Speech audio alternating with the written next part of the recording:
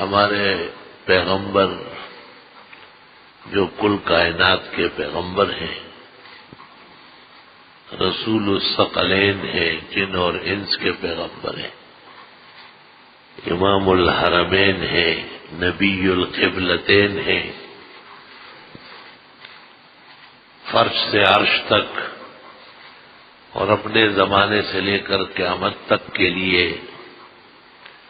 اللہ تعالی نے حضرت محمد مصطفیٰ احمد مجتبی ولی اللہ المرتضی و امینہ علی وحی السماء مبعوث فرمایا ہے۔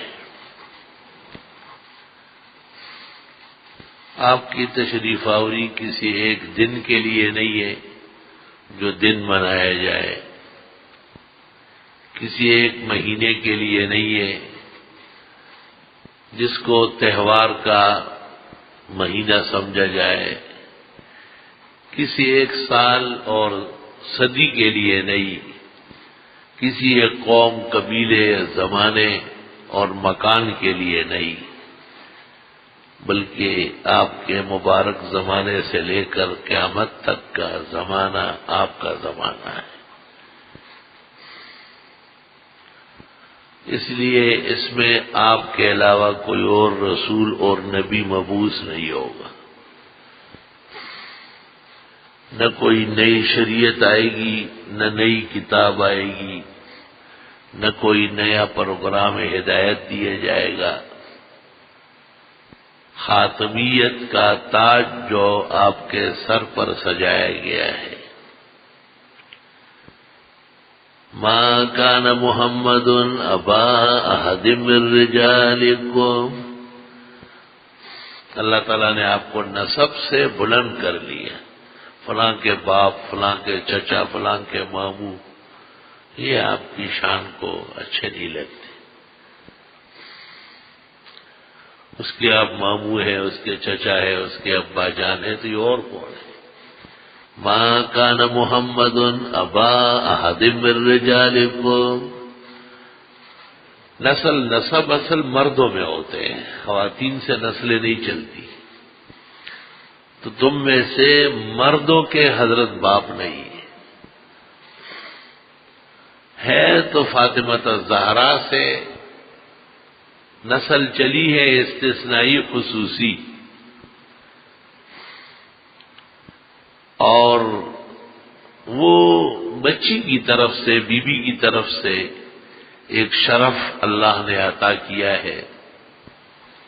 آپ نے حسن و حسین کو کہا ہما ریحانتایا من الدنیا، جنت کے دو پھول اللہ نے مجھے دنیا میں دیے،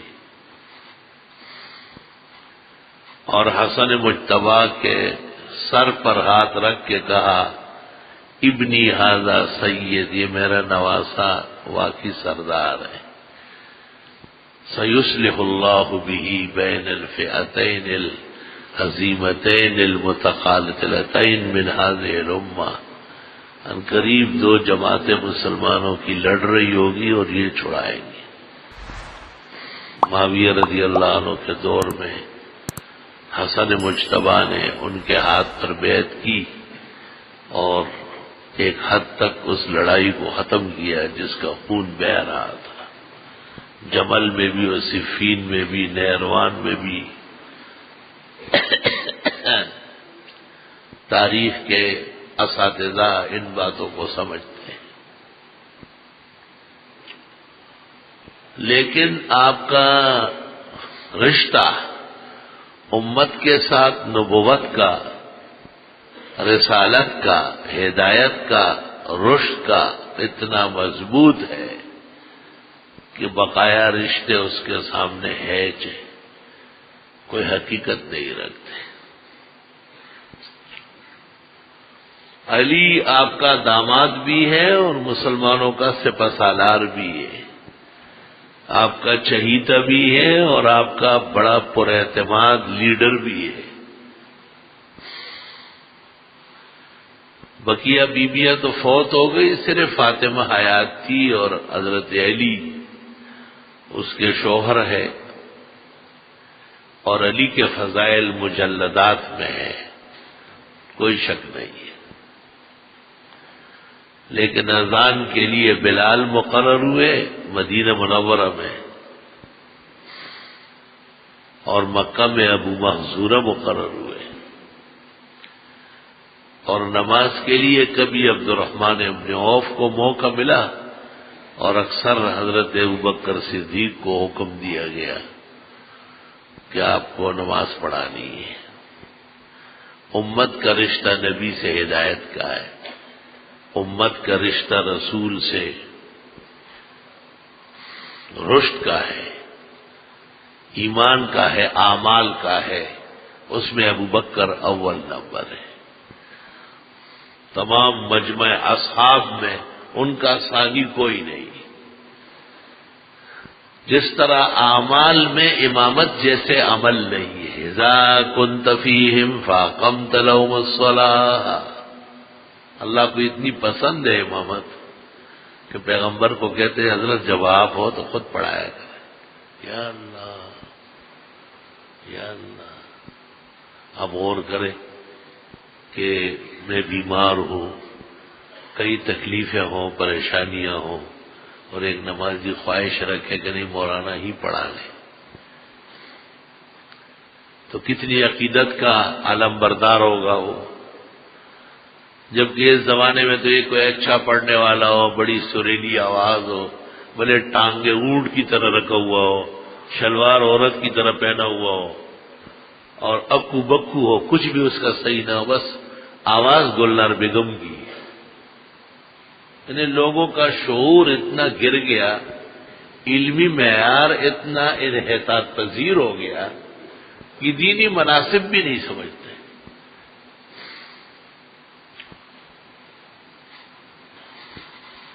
اس لیے یہ ایک مسئلہ پیش آتا ہے، ذرا آپ سمجھ لیں گے کہ میدان جنگ میں مسلمان فوج جب کافر کے مقابلے میں ہو اور نماز کا وقت ہو جائے، نماز اصل میں وہ ہوتی ہے جو پہلی جماعت ہو، دوسری اور تیسری جماعت کا امام ابو حنیفہ نے تو سرے سے انکار کیا ہے، کسی کوئی حقیقت نہیں. امام صاحب کے انداز سے تو پتہ چلتا ہے کہ دوسری تیسری جماعت کی کوئی وجہ ہی جواز نہیں ہے، کرنے والے بھی گناہگار ہوں گے. لوگوں نے اپنی خواہشات کے لیے ادھر چلے جاؤ، ادھر کھڑے ہو جاؤ، ٹھیک ہے، اور اماموں نے اس کو کہا ہے کہ ہو جائے گا. لیکن جس امام کی ہم نے تقلید کا ذمہ اٹھایا ہے اور حضرت کا دامن پکڑا ہے امام ابو حنیفہ، وہ کہتے ہیں کہ جماعت ایک ہوتی ہے، دو تین نہیں ہوتی، ایک وقت میں ایک جماعت ہوتی.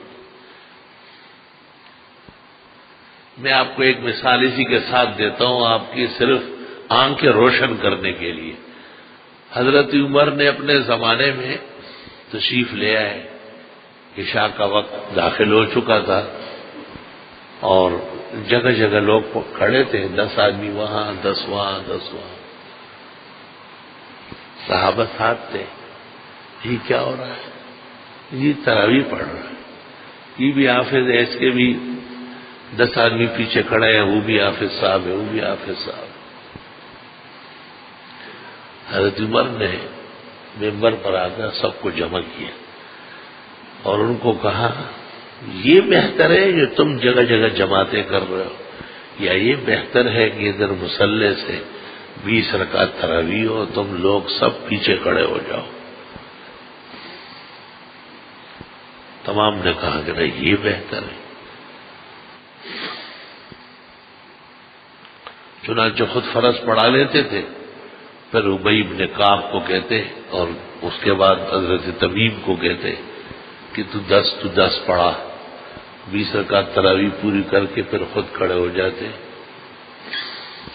عمر کے اس انداز سے معلوم ہو رہا ہے کہ جس دوران تراویح کی جماعت محلے کی مسجد میں ہو، کہیں اور جماعت نہ ہو. روایت اس طرح ہے. اب لوگوں نے اپنی سہولت اور خواہشات کے لیے بڑے بڑے علمی اداروں میں بھی مسجد کی جماعت علیحدہ ہے، دارالحدیث کی علیحدہ ہے، طالب علموں کی علیحدہ ہے، فلاں کے یہ کون سی تراویح ہے، اس کو تو عمر نے ڈسمس کیا ہے اتفاق صحابہ سے۔ اور جب کہا کہ مالی آراکم متوزعین، میں تمہیں دیکھ رہا ہوں جگہ جگہ جماعت ہے، وانتم اصحاب رسول اللہ، پیغمبر کے صحابہ ہو کر ایک فرد نہیں تھا جو عمر کے سامنے کہہ دیتا کہ کوئی فرق نہیں پڑتا، ہم اپنے حافظ صاحب کے پیچھے اس کمرے میں پڑھیں گے، ہمارے حافظ صاحب اندر جا کے کسی کونے میں پڑھا لیتا ہے۔ نہیں، عمر قانون ایک مانتے تھے، دو نہیں چلنے دیتے، کہ قانون یہ ہے کہ یہ رسول اللہ کا مصلی ہے، یہاں سے تراویح ہوگی اور تمام مدینہ منورہ میں ایک جماعت ہوگی۔ جس طرح فرضوں کی ایک جماعت ہے، تراویح کی بھی ایک جماعت ہے۔ یہ کہتے ہیں جی اختلاف ہو گئے، اختلاف تو تم فطرت سے پیدا کر رہے ہو، چاہتے یہی ہو کہ تتر بتر ہو، تم نے کب اتفاق و اتحاد کا سوچا؟ آؤ صحابہ کے ترازو میں ڈالو، اپنا وزن معلوم ہو جائے آپ کو۔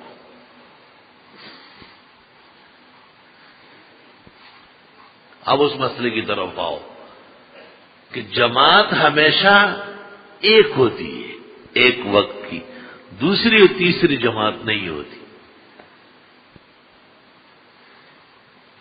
فقیہ الہند اور محدث الہند، جس نے دیوبندیوں کے عقائد سمیٹ کے شرک اور بدعت سے پاک کر کے دھو دھا کے رکھ لیے، مولانا رشید احمد گنگوئی، اس نے کتاب لکھی ہے القطوف الدانیہ فی حکم جماعت الثانیہ، کہ جب دوسری جماعت ہو رہی ہو، آپ آئے، آپ اسی کے سیدھ میں صف میں کھڑے ہو کے اپنی باندھیں، مت شریک ہو، میں جماعت نہیں، مقابلہ ہو رہا۔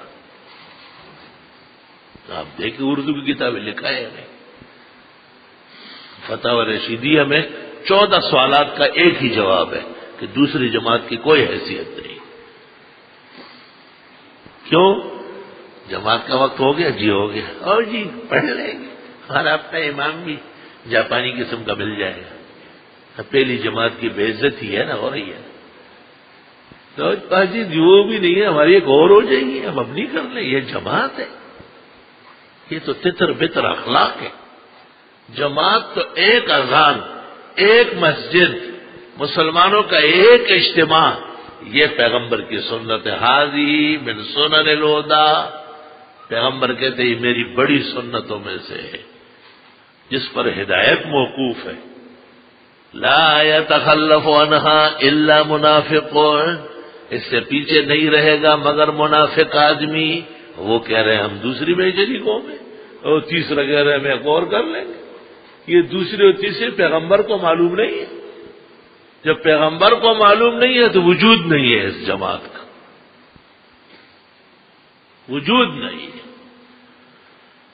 اب جماعتیں جب زیادہ ہوں، فضائل ثواب سب ڈسمس ہے، اور اس پہلی جماعت پر یقیناً اثر پڑے گا۔ بڑی مسجد کے قریب میں مسجد کو کیوں مسجد زرار کہا ہے، اس کے اجتماع پر اثر پڑ سکتا ہے۔ ہر شخص اپنی گلی کے کونے پہ ایک مسجد بنائے، ذرا سی بات ہو جائے ایک مسجد ادھر کونے میں نکال لے، وہ بڑی مسجد۔ مولانا اشرف علی صاحب ایک جگہ لکھتے ہیں آدمیوں کا مقابلہ جائز ہے، مسجد کا تو جائز نہیں ہے۔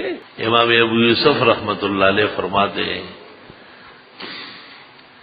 کہ کم از کم جہاد کے میدان میں جو حکم آیا ہے کہ ایک امام ہو، آدھی نماز مجاہدین اس کے ساتھ پڑھے اور آدھی نماز چھوڑ کر پھر میدان کی طرف نکلے، دشمن کے سامنے کھڑے ہو جائے۔ ذرا باتیں غور سے سنو، وہ دوسرے لوگ جو ابھی تک شریک نہیں وہ آ جائے، وہ قرآن میں یہی نماز ہے صلاۃ خوف، بقیہ آدھی وہ پڑھ لے۔ جب یہ لوگ فارغ ہو جائے وہ لوگ آ کر کے اپنی پوری کر لے، ان کو اختیار ہے وہاں جا کر کے مکمل کر لے۔ یہ آنا جانا اس نماز میں ہے جس میں بغیر ضرورت کے جسم کو رچنا جائز نہیں، جس میں بغیر حاجت کے دونوں ہاتھ اٹھانا اجازت نہیں۔ اس لیے حنفیہ رفع یدین منع کرتے رکوع جاتے آتے، وہ کہتے ہیں حدیث منسوخ و متروک ہے، اور دونوں ہاتھ اٹھانا کہیں نماز فاسد نہ ہو جائے۔ یہ میدان میں آنا اور جانا سب جائز کر دیا گیا، لیکن دوسری جماعت کی اجازت نہیں دی۔ ذرا دیکھ لو آپ، خیر ہے نمازی نماز میں ہے، جا رہا ہے، بندوقیں اٹھائے ہوئے، کلاشنکوف اٹھائے ہوئے ہیں، اور ابھی تک یہ نماز میں ہے، اسی احرام میں نیت میں قائم ہے، یہ مان لیا، لیکن اس کی اجازت نہیں دی کہ دوسری تیسری جماعت ہو جائے۔ امام ابو یوسف رحمت اللہ علیہ نے ایک وجہ پیدا کی، اور انہوں نے فرمایا وہ امام، وہ شرافت اور فضائل کا پیکر، وہ خیر الخلائق، وہ احسن الکائنات، اشرف المخلوقات، وہ تو محمد عربی صلی اللہ علیہ وسلم تھے۔ اگر میدان جنگ کے عذر کی وجہ سے ایک جماعت اپنے امام کے ساتھ پڑھ لے، مجاہدین دوسرے کے ساتھ پڑھ لے تو اجازت ہے، لیکن حنفی فقہ میں اس پر فتویٰ نہیں آیا، فتویٰ وہی امام ابو حنیفہ کے قول پر آیا کہ نہیں وہ والا طریقہ کرنا۔ کیوں؟ ایک تو اس وجہ سے کہ وہ نماز میں آدھے مجاہدین شریک ہو جائے اور آدھے چلے جائے، اور پھر وہ آدھے آئے اور یہ چلے جائے، یہ آنا اور جانا یہ قرآن کی آیات میں ہے، آیات قیامت تک اٹل رہے گی، اس پر عمل جاری رہے گا۔ اور بے شک محمد الرسول اللہ صلی اللہ علیہ وسلم جیسے اشرف اور افضل اور احسن اور کائنات کا بہترین امام نہ آپ سے پہلے ہوا ہے، نہ قیامت تک کوئی ہو سکے گا، لیکن آپ کے ارشاد کی روشنی میں امت کو بھی فضیلت حاصل ہے۔ اس لیے امام بخاری نے باب قائم کیا بخاری شریف میں، اہل العلم والفضل احق بالامام، بڑا عالم وہی افضل ہے، وہی نمازیں پڑھاتا رہے۔ اور یہ فقہ میں امام اعظم ابو حنیفہ کا مذہب ہے چاروں اماموں میں، کہ وہ فرماتے بڑا عالم بڑا فقیہ اسے امامت کرنے کا حق ہے، اقرا احفظ اتقن اجود اس کی ضرورت نہیں۔ مسئلہ اور بھی مفصل ہے کتابوں میں، صرف مثال دے رہا ہوں کہ ہمارے رسول جناب نبی کریم صلی اللہ علیہ وسلم کسی ایک دن کے لیے تشریف نہیں لائے کہ دن منایا جائے، کسی ایک مہینے کے لیے نہیں ہے کہ جی ربیع الاول کے مہینے کو میلاد والا مہینہ کہہ دیا جائے، اور جیسے جیسے چاہے نام رکھتے جائے، اور یہ کسی تہوار کا مہینہ نہیں ہے، آپ کی ولادت باسعادت اور آپ کی بعثت کل کائنات کے لیے، قیامت تک کے لیے، اقوام کے لیے ہے، قبائل کے لیے ہے، عرب و عجم کے لیے ہے، شرق اور غرب کے لیے ہے، جن اور انس کے لیے ہے، آپ کے زمانے سے لے کر قیامت تک کے لیے ہے۔ اس لیے تہواروں سے اور دن منانے سے اپنے آپ کو ٹرکھانا عقل مندوں کا کام نہیں ہے، عقل مند پورے دین کو اپناتے ہیں۔ یا ایھا الذین آمنوا ادخلوا فی السلم کافۃ، اے ایمان والو داخل ہو جاؤ دینی اسلام میں پورے کے پورے، ولا تتبعوا خطوات الشیطان، شیطان کے قدموں پہ نہ چلو، وہ تمہیں یہ بدعت سکھا رہا ہے، منانا، یہ دن منانا، میلاد منانا، منانے کے لیے نبی آئے تھے یا لوگوں کے بنانے اور بننے کے لیے آئے تھے؟ بس یہ فرق ہے سنی میں اور مبتدع میں، کہ سنی مسلمان عقیدہ رکھتا ہے کہ ہمیں اپنے آپ کو پیغمبر کی زندگی کے مطابق بنانا ہے، اور بدعتی کہتے ہیں نہیں ہم نے منانا ہے، صبح سے شام تک جھنڈیاں جھنڈیاں جھنڈیاں، ہوئے ہوئے جلوس ہوئے جلسہ، شام کو ٹھنڈا آ کے لیٹ گئے، جتنے کو تھی وہ تھی انکل ہوتی، نہ کسی کی داڑھی آئی، نہ کوئی جماعت کا پابند ہوا، نہ کسی گھر میں بیویوں کا پردہ ہوا، نہ چھوٹے بچوں کی تعلیم اور تربیت میں کوئی فرق آیا. جناب رسول اللہ صلی اللہ علیہ وسلم تو خیر عام کرنے کے لیے آئے. آپ تو ہدایت کے چشمے بہانے کے لیے تشریف لائے. آپ تو تاریکیاں اور ظلمتیں اجالوں میں تبدیل کرنے کے لیے تشریف لائے.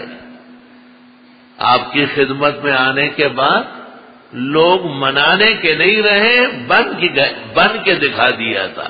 محمد الرسول اللہ صلی اللہ علیہ وسلم کے صحابہ نے. الحمدللہ.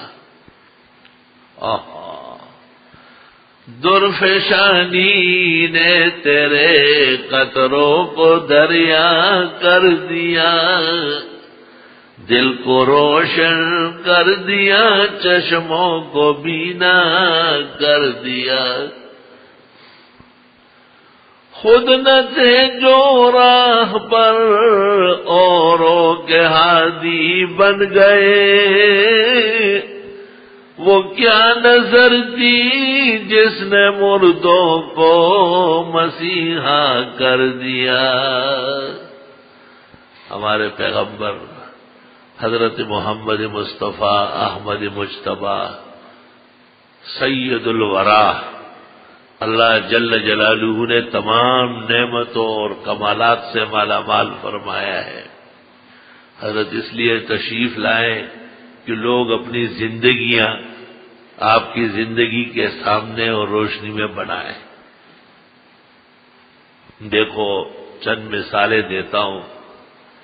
پیغمبر کے خلق اور خلق یہ پاک اور صاف ہونے میں معجزہ ہے، اور اس کے مطابق زندگی گزارنے میں مشعل ہے، رہنما اصول ہے. حدیث شریف میں آتا ہے کہ حضرت صلی اللہ علیہ وسلم نے ایک کپڑے میں بھی نماز پڑھی. کپڑے نہیں تھے، کم تھے. ایک کپڑا سر سے پاؤں تک پورے جسم کو ڈھک لے، فقہا کہتے بغیر کراہیت کے نماز جائز. یہ کیوں؟ یہ اس لیے کہ امت عبادت کی لائق رہے. اور ایک کپڑا کیوں؟ یہ انسانی عزت اور شرف ہے. اگر کوئی مومن کسی ایسے جگہ آیا جہاں ایک کپڑا بھی نہ ہو، اللہ تعالیٰ حفاظت فرمائے، اللہ تنگیوں سے اور تکالیف سے محفوظ فرمائے، تو نماز پڑھے گا یا نہیں؟ عبادت ضروری ہے یا ستر عورت ضروری ہے؟ فیصلہ یہ ہے کہ نہیں، ستر عورت ضروری، پردہ ضروری. تو کہتے ہیں بیٹھ کے پڑھے، اشارے سے پڑھے، یا کھڈا کھو دے ناف تک اس میں بیٹھ جائے، پھر رکوع سجدے کی کوشش کرے. جب وہ تکلیف سامنے ہوگی نا، اور ایک کپڑا بڑی چادر کسی کو ملے تو وہ کتنا خوش ہوگا کہ یا اللہ تیرا لاکھ لاکھ شکر ہے کہ میرا جسم بھی ڈھک گیا اور میں تیرے سامنے عبادت بھی کر سکتا ہوں. بخاری شریف میں ہے، عبداللہ ابن مسعود نے لوگوں کو کہا یہ سب کچھ ہو چکا ہے، اما اليوم فقد وسع اللہ علینا، لیکن آج اللہ تعالیٰ نے ہمیں وسعت دی ہے، اس لیے 3 کپڑوں میں نماز پڑھیں گے. اوپر والی قمیص، نیچے والی شلوار، ان کا ازار اور ردا ہوتا تھا، اور سر پہ ٹوپی اور اس پر صافہ، یا صافہ اور ٹوپی یا دونوں یا ایک. تستحب الصلاۃ فی ثلاثۃ اصواب، یہ جو مرحلے میں نے ذکر کیے یہ امت کو اللہ کے قریب کرنے کے لیے، کہ نبی کی زندگی مشکلات کی نہیں، نبی کی زندگی سیرت اور صورت سہولتوں کا جامع ہے. آپ نے ام المومنین عائشہ کو کہا، عائشہ جب شوربہ بناتی ہو پانی زیادہ ڈالا کرو تاکہ ہم پڑوس والوں کو بھی دے سکیں. یہ رغبت نہیں دلاتے کہ پڑوس ہمیں دے. بی بی کو فرماتے نہیں آپ سالن زیادہ بنائیں، ہم پڑوس کو دینا چاہتے ہیں. اللہ تعالیٰ ہمیں دینے والے بنائے. ہم کیا کہتے ہیں کہ ذرا گاڑھا بنائیں، اتنا کیا ضرورت ہے، بہت ہی اچھا کھا لیں گے. اور نتیجہ کیا ہے؟ معدے کا کینسر، جگر کام چھوڑے گا. یہ سب بسیار خوری کا عذاب ہے. عمر بھر پتلا سالن کھاؤ اور آدھا پیٹ کھاؤ، اور ایسا سالن کھاؤ کہ پلیٹ نظر آ جائے اس میں. آپ کو پیٹ کا کوئی برس انشاءاللہ تعالی کبھی بھی نہیں ہوگا. جنہوں نے پیٹ برباد کرنا تھا وہ تو گزر رہے ہیں.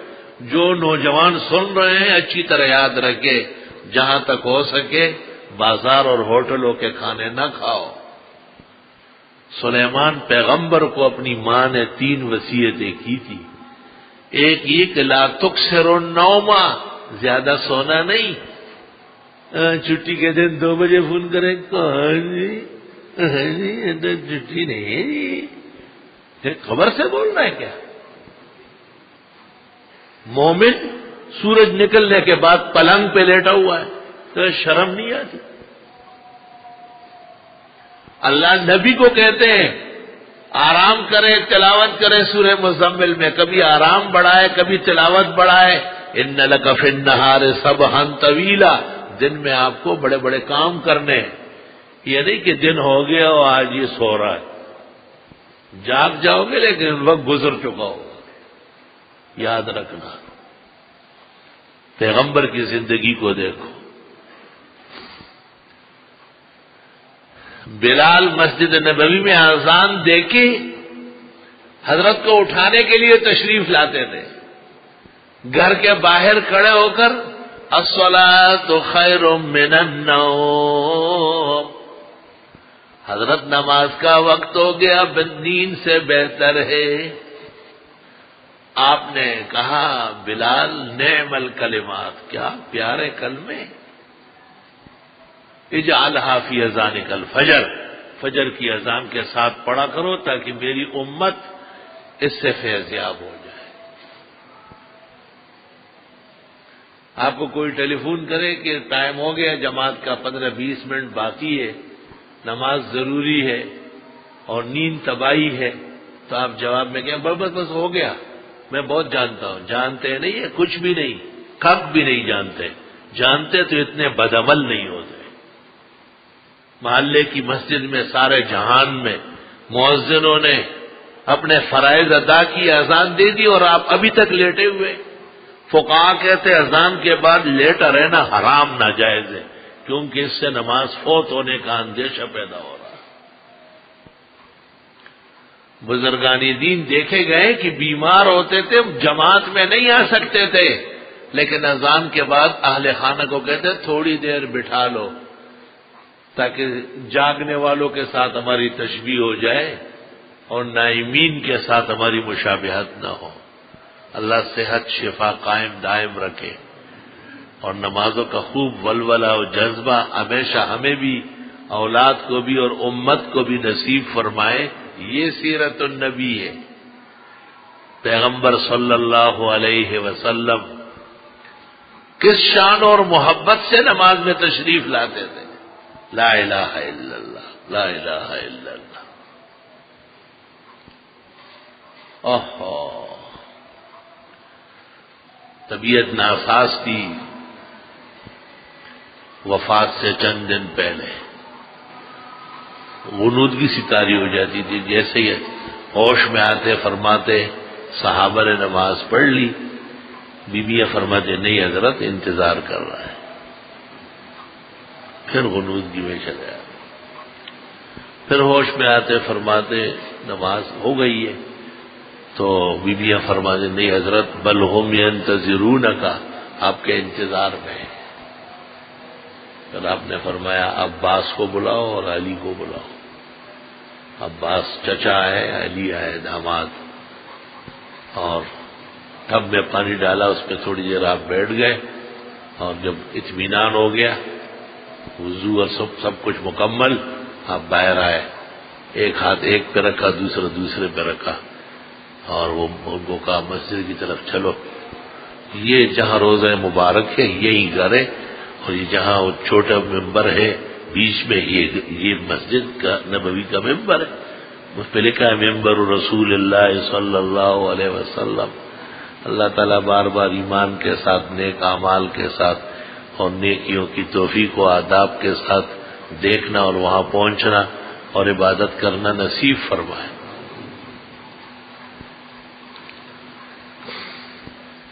ذرا غور کرو، یہ وہی پیغمبر ہے جو 7ویں آسمان سے اوپر جانے لگے، اور واعظوں کی روایت کے مطابق جبریل کی بھی ضرورت نہیں تھی۔ واعظ کہتے ہیں کہ جبریل نے کہا کہ اگر میں آگے بڑھا پر جل جائیں گے۔ یہ بوستان میں سعدی نے کہا ہے، اور امیر الشریعہ امیر البیان مولانا عطا اللہ شاہ فرماتے تھے، باقی اس کی کوئی بنیاد کہیں بھی نہیں۔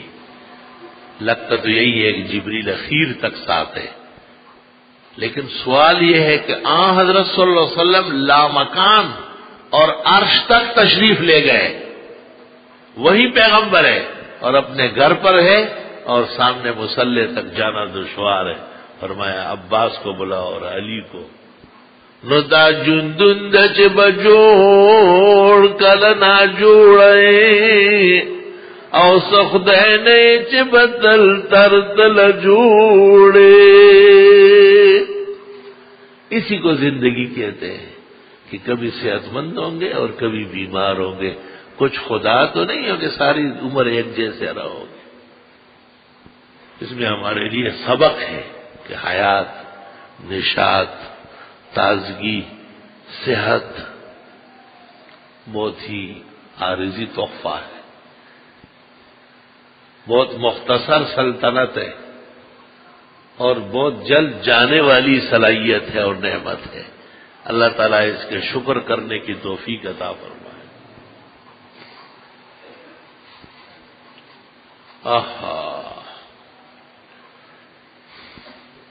اللہ تعالیٰ کے نعمتوں پر شکر بجا لانا فرض کے درجے میں ہے، حکم ہے اللہ کا،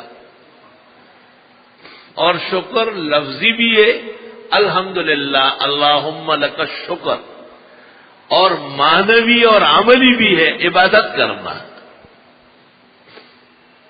اس کو سیرت النبی کہتے ہیں۔ یہ میلاد کی روح ہے کہ امت بنے، امت کو بنانے کے لیے تیار کرے، منانے پر ترخائے نہیں۔ تاریخ منائی جاتی ہے جی، 12 ربیع الاول منایا جا رہا ہے، جھنڈیاں لے رہا اور ہرے ہرے کاغذ لگواؤ، یہ کیا کھیل تماشا بچوں کا دکھایا جا رہا ہے۔ عید الفطر کو تو جھنڈے نہیں لگاتے ہو، عید الاضحیٰ کو بھی نہیں، اس لیے کہ وہ عید نبی نے مقرر کی ہے اور یہ آپ کا بنایا ہوا ہے۔ معلوم ہوتا ہے کہ اپنا پوجا خود کر رہا ہے۔ افرأیت من اتخذ الہہ ہوا وَأَضَلَّهُ اللَّهُ عَلَىٰ عِلْمٍ، آپ نے اس بد نصیب کو دیکھا ہے جو اپنی خواہشات کو معبود سمجھتا ہے، اس کو علم کے ہوتے ہوئے اللہ نے بے دین اور گمراہ کیا ہے۔ منانے سے کام کہاں چلے گا، بننے سے کام چلے گا۔ جب آدمی پیغمبر کی سنت اپنائے، بلا شبہ ربیع الاول کا مہینہ اس اعتبار سے محترم ہے کہ ہمارے پیغمبر اس میں تشریف بھی لائے اور وقت موعود پورا کر کے اس مہینے میں سفر آخرت بھی فرما چکے ہیں۔ تو ولادت کے مسائل بیان کر لو کہ ولادت کے کتنے آداب ہیں۔ ایک مولود کی تعلیم اور تربیت کی سنتیں امت کو دے دو، امت بننے کی کوشش کرے۔ ولادت تو ایک تاریخ ہے، اصل پیغمبر کی پوری زندگی، پوری سیرت صورت سوانح حیات جاویداں وہ اپنانا امتی پر فرض ہے۔ اللہ تعالیٰ امت مسلمہ کو اپنے پیغمبر کی پاک زندگی اپنانے کی اور اس کے مطابق اپنے آپ کو بنانے کی توفیق، غیرت اور ہمت نصیب فرمائے۔ شریعت آئی ہے بننے کے لیے، منانے کے لیے نہیں آئی۔ اسلام میں ایک عبادت بھی منانے کی نہیں ہے۔ صرف ایک مثال دیتا ہوں، ہماری فقہ کی کتابوں میں ہے اور ہمارا عقیدہ ہے کہ 9 ذی الحج جب سارے حجاج عرفات کے میدان میں جمع ہوتے ہیں، جن کو اللہ تعالی حج نصیب فرمائے اور وہ وہاں حج پر ہو،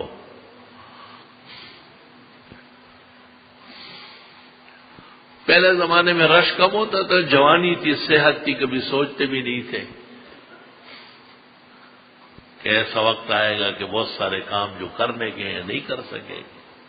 میں دیکھتا ہی رہ گیا نے رنگ صبح و شام، عمر فسانہ ساز گزرتی چلی گئی۔ تو وہ جو جبل رحمت ہے جس پر حضرت حوا اور آدم علیہ السلام کی ملاقات ہوئی ہے 40 سال بعد، وہاں بھی حاجی چڑھتے ہیں، دعائیں مانگتے ہیں۔ اب تو پولیس کھڑی ہو جاتی، لوگ مرتے ہیں۔ تو بعض لوگوں کا یہ خیال تھا کہ ٹھیک ہے ہم وہاں نہ جا سکے، ان لم تکونوا منہم فتشبہوا، ان کی مشابہت کرو، لأن التشبہ بالکرام فلاح، کامیاب لوگوں کی طرف اپنے آپ کو اس نقشے میں ڈالنا اور وہ دل منانا، اس سے بھی کام بنے گا۔ تو کنز الدقائق میں، شرح الوقایہ میں، ہدایہ میں، فتح القدیر میں، النہر الفائق میں، البحر الرائق میں، نہایہ میں، درایا میں، بنایا میں، تمام معتبرات حنفیہ میں ہے۔ والتعریف لیس بشیء، اس جیسے اپنے آپ کو منانا اس کی کوئی حقیقت نہیں، فضول فعل ہے، چھوڑو یہ کہ جی گلشن اقبال والے اونچے مکان پہ کھڑے ہو یا اللہ یا اللہ، اور پھر وہاں دستگیر والے کوئی اونچی پہاڑی دیکھے۔ پہلے زمانے میں بعض بدعتیوں نے ایسی حرکتیں کی تھی، اس لیے امام ابو حنیفہ کی فقہ میں اور دوسری فقہ میں وضاحت کر دی گئی کہ عرفات کے مقام پر جو حاجی جمع ہوتے ہیں ان جیسے دن منانے کی کوئی حقیقت نہیں، کوئی حقیقت نہیں۔ پتہ چل گیا کہ اسلام منانے سے راضی نہیں ہوتا، منانا تو دھوکہ ہے، مکر ہے۔ اسلام تو بنانے اور اپنے آپ کو اس فکر، اس سوچ، اس سانچے میں ڈالنا، اس حقیقت کے لیے جناب رسول اللہ صلی اللہ علیہ وسلم کو اللہ سبحانہ و تعالی نے مبعوث فرمایا ہے۔ جن لوگوں کو اللہ نے عقل کامل دی ہے اور جن لوگوں کو اللہ نے اسوہ حسنہ سے سچی محبت دی ہے، جو سیرت صورت اور جناب رسول اللہ صلی اللہ علیہ وسلم کے حیات جاویداں سے ایمان کے رشتے کا اعتقاد رکھتے ہیں، ان کا فرض ہے کہ جہاں پردہ نہیں ہے ہماری بہنوں کو، ہماری بھابھیوں کو درخواست کریں، جولی بچھائے کہ بھائی بغیر پردے کے آپ باہر کیسے جا رہی ہیں؟ آپ کا چہرہ اجنبی کس طرح دیکھتے ہیں؟ مسئلہ تو یہ کہ جو کپڑا جسم پر ہے خاتون کا، اس کپڑے کا بھی اجنبی کی آنکھوں سے پردہ ضروری ہے۔ اس لیے قرآن کہتا ہے یا ایھا النبی، اے پیغمبر، قل لازواجک وبناتک ونساء المؤمنین، کہہ دیجئے اپنی بیویوں سے، اپنی بیٹیوں سے اور امت محمدیہ کی عورتوں سے، یدنین علیہن من جلابیبہن، اپنے اوپر بڑی بڑی چادریں اور برقعے ڈالے۔